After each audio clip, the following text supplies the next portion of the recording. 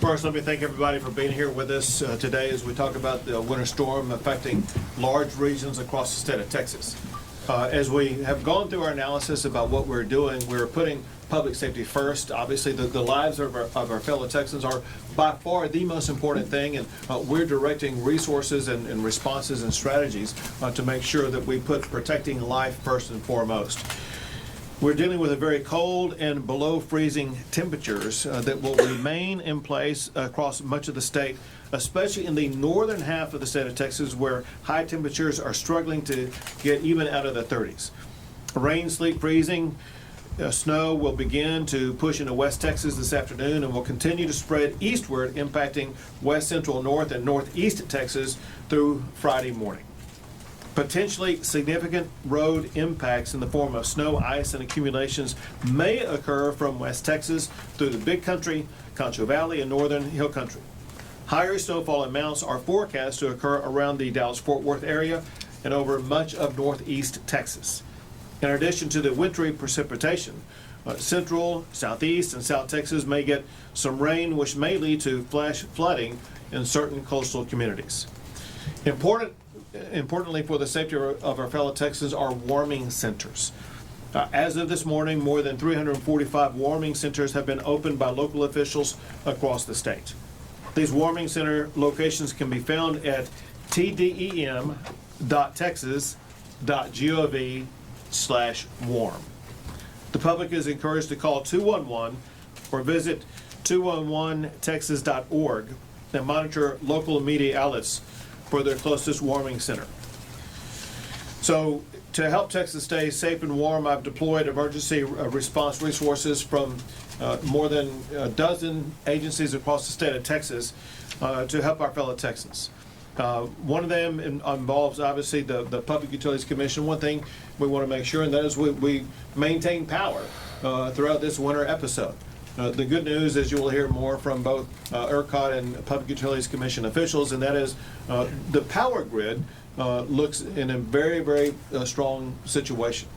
What we have to deal with is not so much whether or not there's going to be power on the power grid to power the entire state of Texas, but local impacts because of freezing rain on power lines that could cause down power lines or could cause trees or tree limbs and things like that to fall to cause a power line to go down. The point is this, if there is a loss of power, it's not going to be because of the power grid. It's going to be because of some impact on a local power line that your local power provider is going to be responsible for addressing.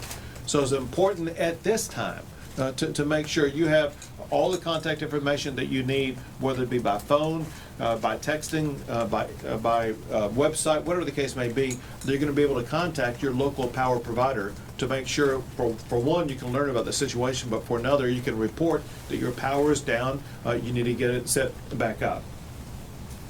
A very important agency in times like this is the Texas Department of Transportation. They have over 2,000 employees already deployed, treating roads and bridges and overpasses. Crews are out again today, treating roadways. We want to make sure that we're doing everything possible to make our roadways as safe as possible. And I cannot emphasize enough to my fellow Texans, listen, we're not used to driving on ice and snow. We're not used to driving in conditions like this.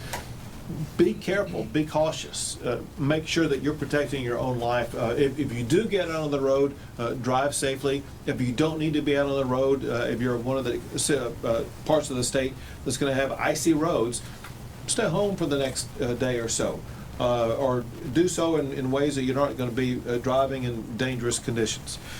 TxDOT is working 24/7. 16 roads have been impacted as of 8 o'clock this morning, primarily in northwest Texas.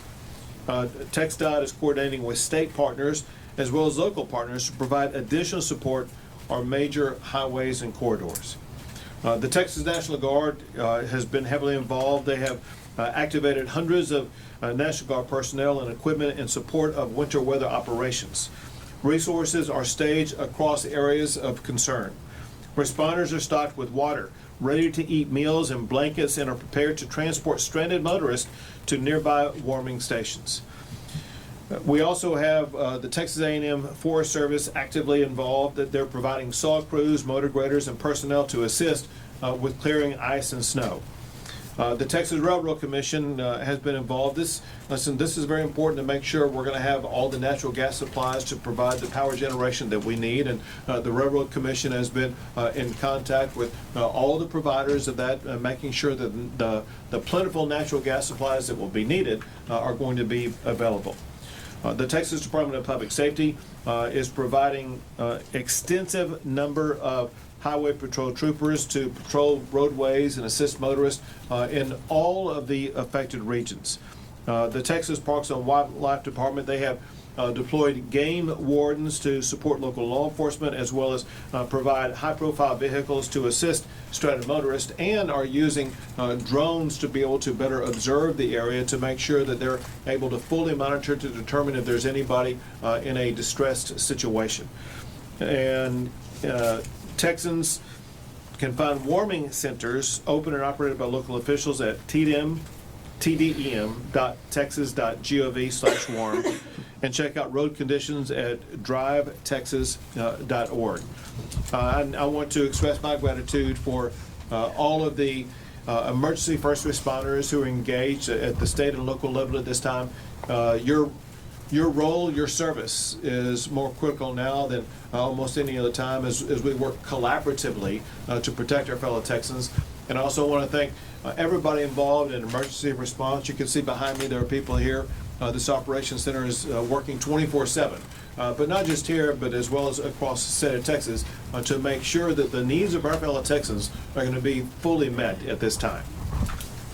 Where do you go to next? You? Take it, There you go. Yep. Thank you. Yep. Thank you, Governor. And listen, thank you all for being here with us today and helping us get this message out. I have 4 points that I'd like to address. The first one is, need your help in making sure the public stays weather aware.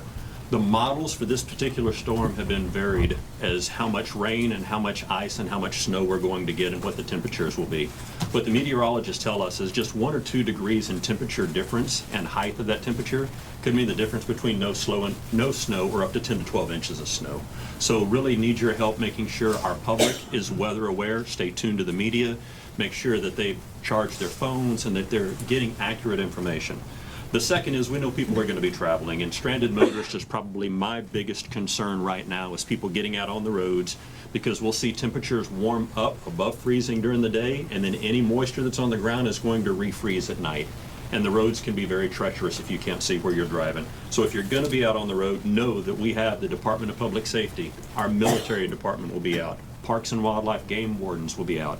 The A&M Forest Service will have courtesy crews out, and as well as our TDM folks. They're going to have food and water and blankets, and will be able to take you to a warming center. Now, our local partners have already opened over 340 warming centers. As the governor mentioned, you can find those locations on the website there. The warming centers, additional ones will be opened.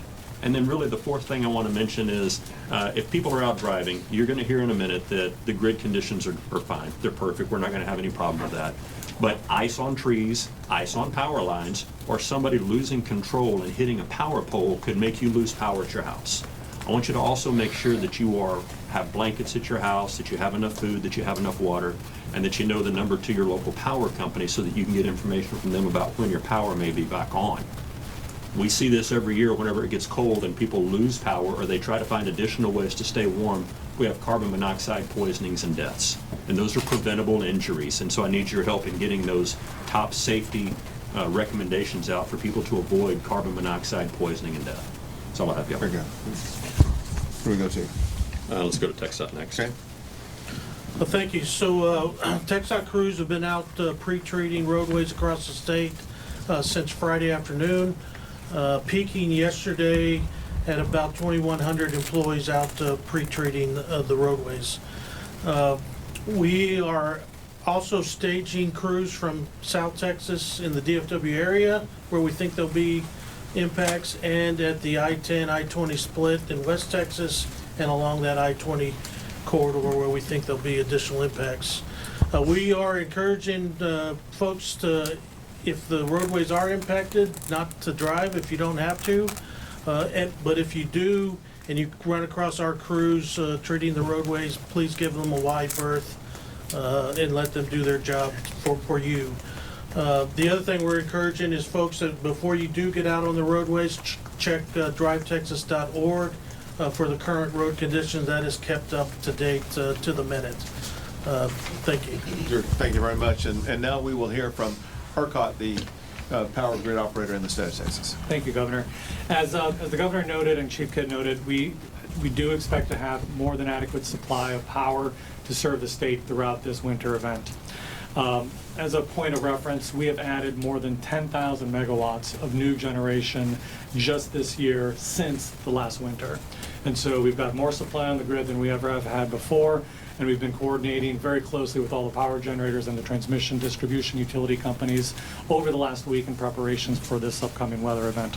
One of the things we also do to make sure that there will be adequate power throughout an event like this is we inspect power generating facilities throughout the winter.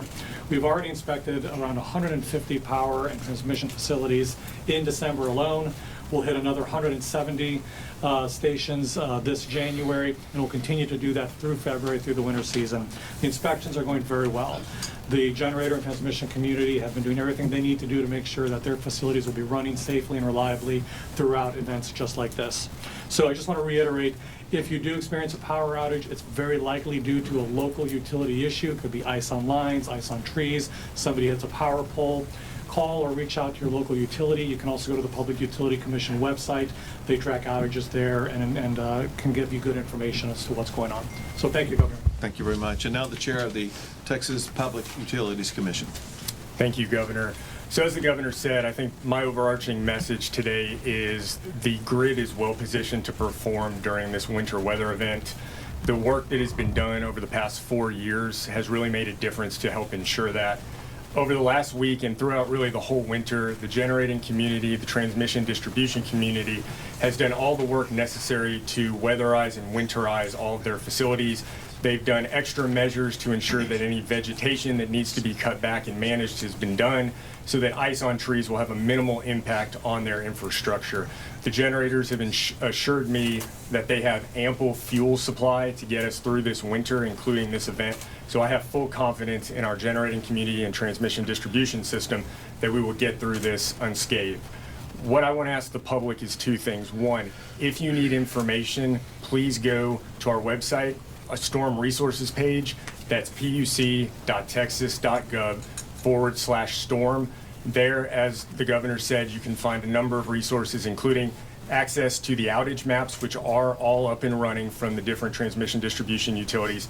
And you can also find contact information for each of those utilities. If you have an outage, it's a localized outage, please contact your local utility to address that issue. And finally, I would ask, as we always do, if you encounter a downed power line, please do not approach it, do not touch it. Call your local authorities and your local power utility. They can come and handle that safely. We don't need any fatalities from downed power lines. Thank you, Governor. Thank you very much. Listen, again, the reality is, as much as we try to discourage people traveling on treacherous roads, we know that some people are going to get out there on those roads, and there may be some people who get stranded. We want to make sure everyone knows that there is an easy phone call that you can make if you do get stranded on the roads. If you go to the back of your driver's license, at the very bottom down here, there is a number for roadside assistance. It's 1-800-525-5555. Just pull out your license, check out the number at the bottom, make the phone call, and there will be someone who will answer that, who will be able to more quickly assist you in your stranded situation. With that, we'll be able to take a few questions. Governor, I'd love to go back to the grid and talk specifically about that. You speak with confidence when you say, as did Mr. Vegas, that the grid is going to be sturdy and reliable throughout the storm. At the same time, you've also very publicly said that you think that the legislature needs to invest more in the grid given those energy supply and demand trends that we're heading towards nearly doubling by 2030. Just kind of walk me through, how do you reconcile those two ideas, that we are going to be okay just this week alone, but that we have so much work ahead of us? So first, where we are today, and that is because of almost 20 laws that I've signed, the power grid is much more reliable and resilient than it's ever been in the history of the state of Texas. As Pablo indicated, listen, we have abundant supply that was added to the power grid over the course of the past year. If you look at the ERCOT site, you can see that there's going to be abundant available supply over what the demand is going to be. And so when you take that into consideration, as well as part of the laws that I signed, ensure that the power generators, the transmitters, from the wellhead when natural gas comes out of the ground, as well as storage of natural gas, it is far different and far better than it's ever been in the history of the state of Texas. That said, we know these two facts. Last year alone, there were more than 600,000 people who moved to the state of Texas. We have more than 340 economic development projects in our pipeline. We're going to have many more businesses coming to the state of Texas, some of which will be heavy users of power, such as AI data centers. And so for Texas to maintain its national leadership for economic development and for growth, we need to make sure that we continue to add more power to our grid so that the power will stay on for every home and for every business. And that's why, once again, when we go into this next session, we'll be asking for more money to generate more dispatchable power in the state of Texas. Yep, Governor, we've been here a lot, it seems like over the years with winter storm issues. Do we have more snow plows and de-icing equipment? Have we added to our fleets over these last few years? As we seem like, again, we're here, it seems like every winter at this point. Sure, well, that's what winter's all about. But as far as the amount and availability of things like snowplows, et cetera, I think I should leave that to TxDOT to answer. We absolutely do, and we've learned a lot over the past 15, 20 years on how better to treat roadways in these conditions. So we do have more plows, we have more equipment, we have them staged across the state more strategically, and they're all staged and ready to go for this event. Governor, what scares more to the authorities, like in general with this winter weather? So I missed the first part of the question. What is scarce to the authorities, like with this in general weather time?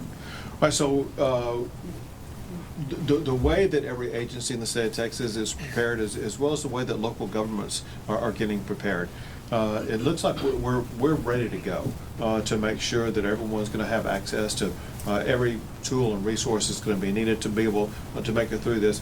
Remember, this is not going to be a long event. It will begin mostly tonight and last mostly through Friday. And so this is going to be something that, hopefully will just be a couple of days long, and the needs of most Texans are going to be easily met. Is there any impact on the travel to the game up in Dallas? It's like, what impact, have you had a conversation with the college football people about what's to come? So I've had conversations with multiple people about it, including in the briefing that we just had before coming into here, knowing that you would ask the question about UT football. But listen, and I was assured, as I have been by other sources, and that is there should be no hindrance to people being able to attend the game. Obviously, with potential snow or icing conditions in the DFW area, on I-35, on I-20, on all the different interstates or roadways that lead to the Dallas-Fort Worth area, it's incredibly important that everybody drive extra safe. If you're very cautious and slow and methodical in your driving, everything's going to be just fine. Do you have strategically placed resources in the Dallas-Fort Worth area, since that seems to be kind of where some of this force is going to be? Absolutely. We talked about exactly that, and I got the answer from TxDOT. I'll be happy to have them share it with you. Great. Yeah, so we're moving crews from South Texas that aren't impacted by this up to the DFW area, mainly because we think that's going to be where most people are impacted from this storm, but that'll handle the game traffic also. Dallas Morning News here, so I'm usually looking for the specifics, so I appreciate that. Yeah, anything you guys can tell us about how you're shoring up the local resources would be helpful.